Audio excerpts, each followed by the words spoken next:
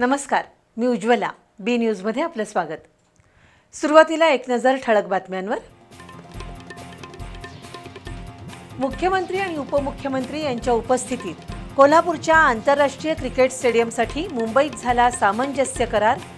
जिल्हा cricket असोसिएशनकडे विकासवाडीमधील 12.76 hectare जागा सुपूर्द.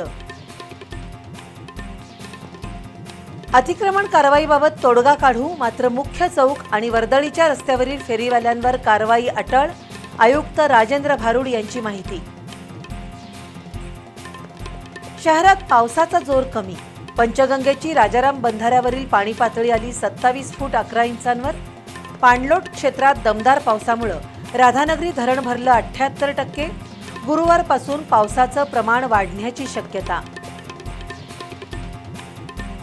26 एप्रिल ते 15 जुलै या कालावधीत अन्न आणि औषध प्रशासन विभागाच्या वतीनं कोल्हापूर जिल्ह्यात झाली 26 ठिकाणी कारवाई.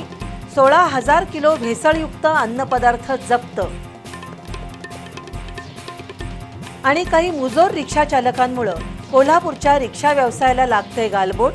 बाहेरगावच्या प्रवाशांकडून अवाजवी पैसे घेण्याच्या आणि उद्धट वर्तनाच्या प्रकारातून शहराची प्रतिमा मलिन.